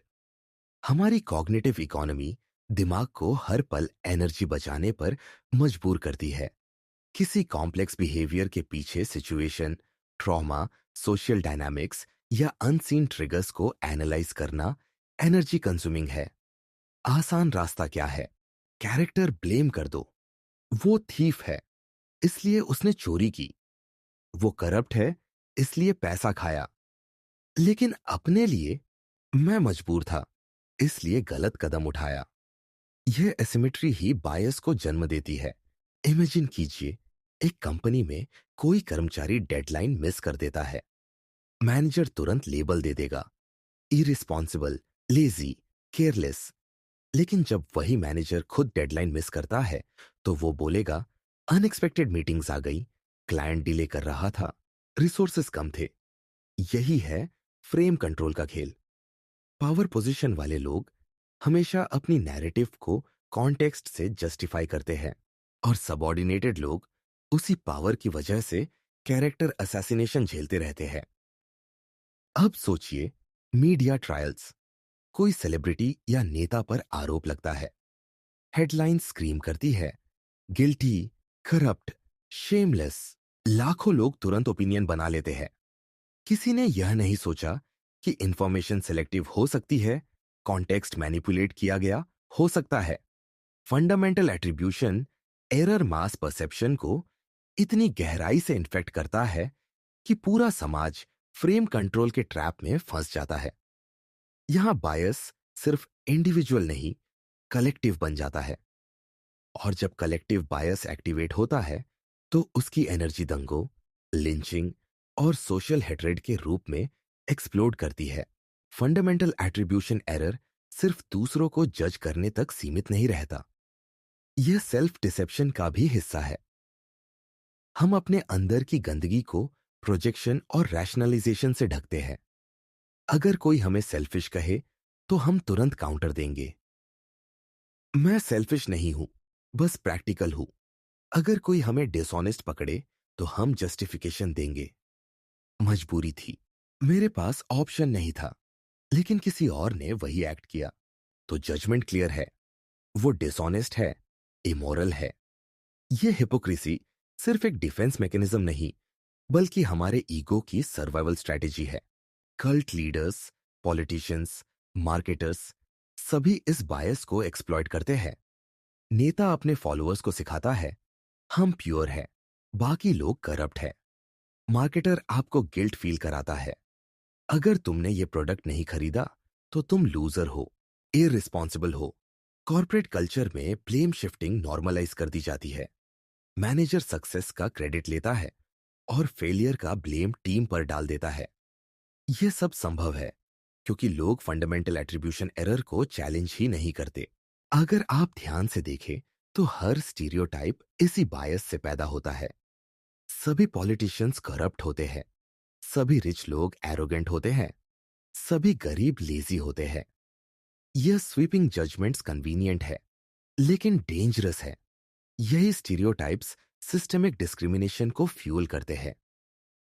मीडिया, कल्चर और पॉलिटिक्स इस कॉग्निटिव लेजीनेस को नैरेटिव में बदल देते हैं, और जब बायस नैरेटिव में क्रिस्टलाइज हो जाता है तो वह समाज का अनकॉन्शियस बन जाता है। अब एक अनकंफर्टेबल ट्रूथ, यह बायस सिर्फ दूसरों के खिलाफ नहीं, खुद के खिलाफ भी काम करता है। जब आप बार बार फेल होते हैं तो आप अपने बिहेवियर को हालात से जोड़ने के बजाय अपने कैरेक्टर से जोड़ने लगते हैं। मैं लूजर हूं, मैं इनकेपेबल हूं। यहीं से डिप्रेशन की शुरुआत होती है। फंडामेंटल एट्रीब्यूशन एरर इंटरनलाइज्ड हो जाता है। आपने खुद को विलेन बना लिया और सोसाइटी की भी यही जरूरत थी, एक विलेन। लेकिन क्या इससे एस्केप संभव है? अवेयरनेस ही पहला स्टेप है। सेल्फ इंट्रोस्पेक्शन करना होगा। हर बार जब आप किसी पर जजमेंट पास करें, खुद से पूछें, क्या मैं यही जजमेंट खुद पर भी लागू करूंगा? जब आप अपने फेलियर को जस्टिफाई करें तो रुक कर सोचें, क्या अगर यही एक्ट किसी और ने किया होता तो मैं उसे भी यही बेनिफिट ऑफ डाउट देता? बायस को रिकॉग्नाइज करना ही उसकी पावर तोड़ने का पहला हथियार है। प्रॉब्लम यह है कि हमारा दिमाग अनकंफर्टेबल ट्रूथ्स को एक्सेप्ट करने में सक्षम नहीं, इसलिए हम कन्वीनियंट विलेंस क्रिएट करते रहते हैं। एक चीटिंग पार्टनर, एक करप्ट पॉलिटिशियन, एक लेजी कॉलीग। इन लेबल से हमें कंफर्ट मिलता है क्योंकि इससे हम सिस्टेमिक कॉम्प्लेक्सिटी से बच जाते हैं। लेकिन असल कॉम्प्लेक्सिटी यही है कि बिहेवियर सिर्फ कैरेक्टर का रिजल्ट नहीं, बल्कि कॉन्टेक्स्ट, कंडीशनिंग और अनसीन ट्रिगर्स का आउटकम है। जब तक हम इस अनकंफर्टेबल कॉम्प्लेक्सिटी को एक्सेप्ट नहीं करेंगे, हम बार बार फंडामेंटल एट्रीब्यूशन एरर के शिकार होते रहेंगे। याद रखिए, मास साइकोलॉजी हमेशा स्केपगोट्स ढूंढती है, और स्केपगोट्स ढूंढने का सबसे आसान तरीका है फंडामेंटल एट्रीब्यूशन एरर। यही बायस मीडिया के हाथों में वेपन बनता है। यही बायस भीड़ को ब्लाइंड बना देता है। यही बायस आपको भी दूसरों के लिए जज और एग्जीक्यूशनर बना देता है। और शायद इसी वजह से इंसानियत को सच से ज्यादा एक विलन चाहिए। एंडिंग। शायद इंसानियत को सच से ज्यादा एक विलन चाहिए। Chapter 9, hedonic adaptation, the trap of never enough. आप भाग रहे हो उस चीज के पीछे जो पकड़ते ही गायब हो जाती है। इंसान हमेशा सोचता है कि बस ये मिल जाए तो सब ठीक हो जाएगा। वो प्रमोशन, वो नई कार, वो शादी, वो लग्जरी हाउस। हर कोई मानता है कि अल्टीमेट हैप्पीनेस बस उसी नेक्स्ट अचीवमेंट के पार है। लेकिन जैसे ही वो चीज मिलती है, रिलीफ और जॉय कुछ दिनों में इवेपोरेट हो जाता है। फिर दिमाग नया टारगेट खोजने लगता है। यही साइकिल है। हिडोनिक अडेप्टेशन खुशी का बेसलाइन हमेशा रीसेट हो जाता है। यह ट्रैप उतना ही पुराना है जितना इंसान, लेकिन मॉडर्न दुनिया ने इसे वेपन बना दिया है। कैपिटलिज्म, कंज्यूमरिज्म, रिलेशनशिप्स, हर लेवल पर हम इस नेवर एंडिंग ट्रेडमिल पर दौड़ते हैं। सच ये है कि हैप्पीनेस स्थायी नहीं होती, बल्कि एक केमिकल इल्यूजन है जो थोड़ी देर बाद फेड हो जाता है। और यही इल्यूजन हमें बार बार दौड़ने पर मजबूर करता है। इमेजिन करो एक लॉटरी विनर को। अचानक उसकी लाइफ बदल जाती है। Luxury, cars, media spotlight. वो कुछ समय के लिए इंटॉक्सिकेटेड रहता है, इंटॉक्सिकेशन ऑफ वेल्थ। लेकिन 1 साल के अंदर उसका हैप्पीनेस लेवल वही लौट आता है जो पहले था। अब उसे वही पेटी फाइट्स, बोर्डम और डिससेटिस्फैक्शन घेरने लगते हैं। और शॉकिंगली रिसर्च बताती है कि एक पैराप्लेजिक जिसने एक्सीडेंट में अपना बॉडी लूज कर दिया, उसका हैप्पीनेस बेसलाइन भी कुछ सालों बाद वापस नॉर्मल हो जाता है। ये सिर्फ लग्जरी या लॉस नहीं, ये न्यूरोसाइंस है। ह्यूमन ब्रेन प्रोग्राम्ड है एडेप्टेशन के लिए। हमारी इवोल्यूशनरी वायरिंग ने हमें सरवाइव करना सिखाया, सेलिब्रेट करना नहीं। जब हंटर गैदरर को नया खाना मिलता था, उसका डोपामीन स्पाइक करता था। लेकिन अगर वो सेटिस्फैक्शन हमेशा रहता, तो सर्वाइवल रुक जाता। ब्रेन का काम है नॉवेल्टी को टेम्पररी बनाना, ताकि आप हमेशा आगे बढ़ते रहो। Happiness is not design to last, it's design to fade, so you keep chasing. लेकिन यही अडेप्टेशन मॉडर्न वर्ल्ड में साइकोलॉजिकल प्रिजन बन जाता है। सोचो, आपको प्रमोशन मिला, सैलरी डबल हुई, 2 महीने तक खुशी में डूबे रहते हो। लेकिन फिर लाइफस्टाइल इन्फ्लेट हो जाता है। अब सिंपल खाना डल लगता है, अब 5 स्टार नॉर्मल लगता है, अब ब्रांडेड क्लोथ्स ही मिनिमम स्टैंडर्ड है। यही है प्लेजर बेसलाइन रीसेट। इंसान जितना ऊपर जाता है, उसका बेसलाइन उतना शिफ्ट करता है। इसलिए बिलियनियर्स भी रेस्टलेस रहते हैं। उन्हें भी next deal, next yacht, next island चाहिए। उनके लिए भी बोर्डम उतना ही पेनफुल है जितना किसी मिडिल क्लास आदमी के लिए। डिफरेंस सिर्फ स्केल का है, हंगर का नहीं। डोपामाइन साइकिल इस गेम का असली आर्किटेक्ट है। डोपामाइन रिवॉर्ड नहीं है, वो एंटिसिपेशन का न्यूरोकेमिकल है। यानी जब आप कुछ पाने की उम्मीद करते हो, तब डोपामाइन शूट करता है। लेकिन जैसे ही चीज मिल जाती है, डोपामाइन क्रैश करता है। इसलिए शॉपिंग के बाद एक्साइटमेंट जल्दी फेड हो जाता है। इसलिए लोग अनबॉक्सिंग वीडियोस एंजॉय करते हैं, क्योंकि एंटिसिपेशन ज्यादा एडिक्टिव है, पोजीशन नहीं। ये साइकिल हमें परपेचुअल डिससैटिस्फैक्शन में लॉक कर देता है। मॉडर्न कैपिटलिज्म ने इसी लूप को एक्सप्लॉइट किया है। एड्स आपको प्रॉमिस देते हैं कि बस ये चीज ले लो, तुम कंप्लीट हो जाओगे। लेकिन जैसे ही आप खरीदते हो, रिलीफ शॉर्ट लिव्ड होता है। फिर नया मॉडल, नया ट्रेंड लॉन्च हो जाता है। ये इंजीनियर्ड डिसकंटेंट है। कंज्यूमर सोसाइटी आपको परमानेंटली डिसैटिस्फाइड रखती है ताकि आप दौड़ते रहो। हीडोनिक एडेप्टेशन सिर्फ मटेरियल वर्ल्ड में नहीं, रिलेशनशिप्स में भी ऑपरेट करता है। शुरू के दिनों का रोमांस इंटेंस लगता है, डोपामीन, ऑक्सीटोसिन, नोवेल्टी का एक्सप्लोजन। लेकिन कुछ महीनों बाद ब्रेन हैबिचुएट हो जाता है। अब वही व्यक्ति जो कभी आपके लिए यूनिवर्स था, अब नॉर्मल लगता है। और फिर लोग सोचते हैं कि शायद ये ट्रू लव नहीं था। लेकिन सच ये है कि ब्रेन नॉवेल्टी से बोर्ड हो चुका है। यही रीजन है कि अफेयर्स, डिवोर्सेस या रिलेशनशिप डिससेटिस्फैक्शन कॉमन है। प्रॉब्लम पार्टनर में नहीं, प्रॉब्लम है ब्रेन की हीडनिक ट्रेडमिल। आप हमेशा नए थ्रिल के पीछे भागते हो, क्योंकि पुराने थ्रिल्स का चार्म साइंटिफिकली फेड होना प्रोग्राम्ड है। मीडिया और कल्चर इस ट्रैप को और गहरा बनाते हैं। सोशल मीडिया कांस्टेंट कंपैरिजन का पॉइजन इंजेक्ट करता है। आप सोचते हो कि हैप्पीनेस का बेसलाइन आपके अचीवमेंट्स पर डिपेंड करता है, लेकिन असली ड्राइवर कंपैरिजन है। अगर आपके पास आईफोन है, लेकिन आपके फ्रेंड्स के पास भी है, आपका बेसलाइन रीसेट हो जाता है। हैप्पीनेस इवेपोरेट्स, क्योंकि यूनिकनेस खत्म हो गया। यही रीजन है कि लोग कभी सेटिस्फाइड नहीं होते। अब सोचो इसका डार्कर साइड। जब पूरा समाज इस ट्रैप में फंसा हो, consumerism, capitalism, status symbols to happiness एक अनरीचेबल मिराज बन जाती है। लोग अपनी पूरी जिंदगी स्पेंड कर देते हैं chasing something that can never be caught. यह साइकोलॉजिकल स्लेवरी है। लेकिन हेडोनिक एडेप्टेशन सिर्फ एक्सटर्नल ट्रैप नहीं, इंटरनल भी है। डिप्रेशन ऑफ्टन इसी साइकिल का परिणाम है। जब बार बार लाइफ का एक्साइटमेंट फेड होता है, ब्रेन इवेंचुअली होपलेस हो जाता है। क्यों ट्राई करूं? हैप्पीनेस हमेशा टेम्पररी है। यही जगह है जहां लोग एग्जिस्टेंशियल क्राइसिस में गिरते हैं। नाइलिज्म पैदा होता है जब इंसान समझता है कि हर विक्ट्री हॉलो है। और यही जगह है जहां डार्क साइकोलॉजी एक्सप्लॉइट करती है। लीडर्स, मार्केटर्स, गुरुज ऑल जानते हैं कि इंसान हमेशा डिसैटिस्फैक्शन में है। वे आपको इल्यूजन बेचते हैं, next solution, next secret, next path.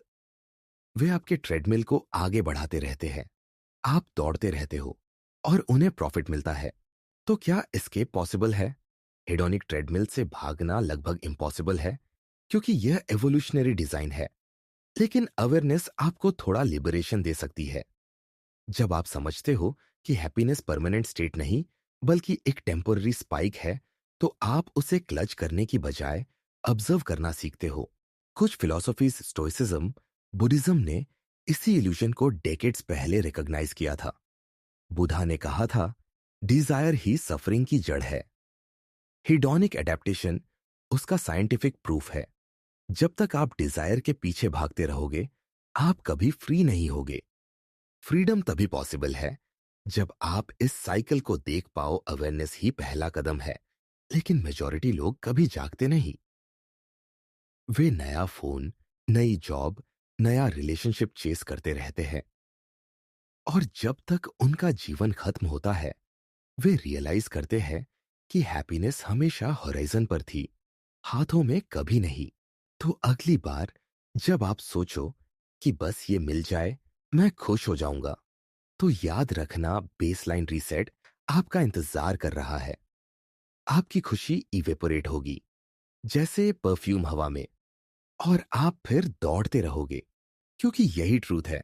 आप भाग रहे हो उस चीज के पीछे जो पकड़ते ही गायब हो जाती है।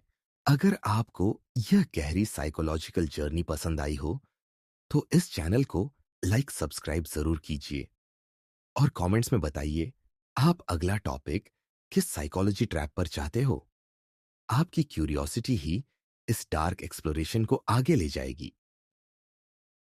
Chapter 10, Stockholm syndrome, hostage psychology. क्या आपने कभी सोचा है कि कोई इंसान अपने ही कैद करने वाले, अपने ही शोषक से प्यार क्यों करने लगता है? क्यों पीड़ा, डर और हिंसा एक ट्विस्टेड इमोशनल बॉन्ड में बदल जाती है? स्टॉकहोल्म सिंड्रोम मनोविज्ञान का वही अंधेरा सच है जो यह दिखाता है कि सर्वाइवल और अटैचमेंट के बीच की रेखा कितनी पतली है। Fort bank robbery origin 1970, Stockholm, Sweden. एक साधारण सी बैंक रॉबरी, लेकिन इसके अंदर जो हुआ उसने पूरी साइकोलॉजी की दिशा बदल दी। बैंक लुटेरों ने 4 लोगों को 6 दिनों तक बंधक बनाए रखा। उम्मीद थी कि कैदी गुस्से, नफरत और विद्रोह से भर जाएंगे, लेकिन हुआ उल्टा। बंधक बने लोगों ने लुटेरों से इमोशनल बॉन्ड बना लिया। जब पुलिस उन्हें बचाने आई, तो कैदियों ने पुलिस से नफरत जताई और अपने ही कैप्टर्स को बचाने की कोशिश की। यही फिनोमिनन बाद में स्टॉकहोल्म सिंड्रोम कहलाया। यह ओरिजिन कहानी हमें यह समझाती है कि इंसान का दिमाग केवल लॉजिक से नहीं चलता। सर्वाइवल की साइकोलॉजी कभी कभी उस दुश्मन से ही जुड़ाव पैदा कर देती है जो आपके अस्तित्व को खतरे में डाल चुका है। यही पैराडॉक्स स्टॉकहोल्म सिंड्रोम की जड़ है। Fear mixed with dependency creates attachment. 2, psychological bonding under threat. जब इंसान थ्रेट में होता है, तो उसका नर्वस सिस्टम सर्वाइवल मोड में चला जाता है, फाइट या फ्लाइट। लेकिन जब फाइट या फ्लाइट संभव नहीं होता, जैसे हॉस्टेज सिचुएशन में, तो तीसरा मोड एक्टिवेट होता है, freeze and attach. Victim subconsciously यह मान लेता है कि उसकी जिंदगी अब सिर्फ कैप्टर की मर्जी पर है, और इस हेल्पलेसनेस से एक नया इक्वेशन जन्म लेता है। अगर मैं इसे खुश रखूं, अगर मैं इसे नाराज न करूं, तो मैं सरवाइव कर सकता हूं। धीरे धीरे वही स्ट्रैटेजी एक इमोशनल बॉन्ड बन जाती है। यह बॉन्ड लॉजिक पर आधारित नहीं होता, बल्कि ट्रॉमा बॉन्डिंग कहलाता है। खतरे और राहत, थ्रेट और काइंडनेस के छोटे छोटे मोमेंट्स का साइकिल विक्टिम के दिमाग में केमिकल एडिक्शन पैदा करता है, डोपामीन और कॉर्टिसोल का घातक मिश्रण। यहीं से डर और प्यार के बीच की दीवार गिर जाती है। 3, अब्यूज और इमोशनल अटैचमेंट, स्टॉकहोल्म सिंड्रोम। सिर्फ बैंक रॉबरी या हॉस्टेज सिचुएशंस तक सीमित नहीं है। यह हर अब्यूसिव रिलेशनशिप की धड़कन है। जब पार्टनर, पेरेंट या अथॉरिटी फिगर बार बार दर्द और फिर छोटी छोटी राहत देता है, तो विक्टिम धीरे धीरे अपने अब्यूजर से जुड़ने लगता है। इमेजिन कीजिए, कोई व्यक्ति आपको इंसल्ट करता है, गुस्सा करता है, आपको तोड़ता है, और फिर अचानक एक दिन आपको फूल दे देता है, आपकी तारीफ करता है। यह अनप्रिडिक्टेबल रीइंफोर्समेंट आपके दिमाग को कंफ्यूज कर देता है। आप दर्द भूलकर उसी छोटे से काइंडनेस को पकड़ लेते हो, और धीरे धीरे आप अपने ही शोषक को जस्टिफाई करने लगते हो। यही वजह है कि कई लोग अब्यूसिव रिश्तों को छोड़ नहीं पाते। उनका दिमाग उन्हें यह विश्वास दिला देता है कि वही शोषक उनका प्रोटेक्टर है, वही उनका एकमात्र सहारा है। यह है इमोशनल कैप्टिविटी का सबसे खतरनाक चेहरा। श्योर, फ्रेम कंट्रोल, लैंग्वेज और गिल्ट ट्रैप्स, गैसलाइटर्स और मैनिपुलेटर्स स्टॉकहोल्म सिंड्रोम को और गहराई तक रीइंफोर्स करने के लिए लैंग्वेज और गिल्ट ट्रैप्स का इस्तेमाल करते हैं। वो आपको यही फ्रेम बेचते हैं कि मैं ही तुम्हें बचा सकता हूं। अगर मैं बुरा हूं तो तुम क्यों मेरे पास लौटते हो? तुम्हारी सर्वाइवल मेरी मर्जी पर है। यह सटल कंट्रोल आपके दिमाग को कन्विंस करता है कि आपकी चॉइसेस आपके हाथ में नहीं है। धीरे धीरे आप अपनी आइडेंटिटी खोने लगते हो, और कैप्टर की रियलिटी आपकी रियलिटी बन जाती है। फ्रेम कंट्रोल का यही खेल समाज, पॉलिटिक्स, कल्ट्स और अब्यूसिव रिश्तों में चलता रहता है। विक्टिम को गिल्ट में डाला जाता है, लैंग्वेज को हथियार बनाया जाता है, और कैदी खुद अपनी जंजीरें थाम लेता है। आज एवरीडे लाइफ में Stockholm syndrome, relationships, jobs. Stockholm syndrome सिर्फ चरम हॉस्टेज घटनाओं की कहानी नहीं है। यह हमारी रोजमर्रा की जिंदगी में हर जगह दिखाई देता है। Toxic relationships. लोग अब्यूसिव पार्टनर्स के साथ सालों क्यों टिके रहते हैं? क्योंकि उनका दिमाग यह मान चुका है कि यही प्यार है। जॉब्स। लोग टॉक्सिक बॉसेस और एक्सप्लॉयटेटिव वर्कप्लेसेस को क्यों नहीं छोड़ते? क्योंकि उन्हें डर है कि सर्वाइवल बाहर नहीं, बल्कि उसी सिस्टम में है जिसने उन्हें तोड़ रखा है। सोसाइटी और पॉलिटिक्स। नागरिक कभी कभी ऑप्रेसिव लीडर्स को क्यों सपोर्ट करते हैं? क्योंकि उन्हें यकीन हो चुका है कि दर्द ही सुरक्षा की कीमत है। यह एवरीडे स्टॉकहोल्म सिंड्रोम हमें यह दिखाता है कि हमारी साइकोलॉजिकल कैप्टिविटी बार्स और चेन से नहीं, बल्कि बिलीफ्स और कंडीशनिंग से बनी होती है। एंडिंग। स्टॉकहोल्म सिंड्रोम हमें यह सिखाता है कि इंसान का दिमाग अपने ही दुश्मन से प्यार करना सीख सकता है, सिर्फ सर्वाइवल के नाम पर। असली कैद दरवाजों या ताले की नहीं होती, बल्कि माइंड की होती है। सवाल सिर्फ इतना है, आप किसके कैदी हैं? और क्या आपने अपनी जंजीरों को पहचान लिया है? अगर आपको ये वीडियो पसंद आया तो इसे लाइक और सब्सक्राइब जरूर करें, और कमेंट में बताइए कि अगला वीडियो आप किस टॉपिक पर देखना चाहते हैं। मिलते हैं अगले वीडियो में, तब तक के लिए ध्यान रखना।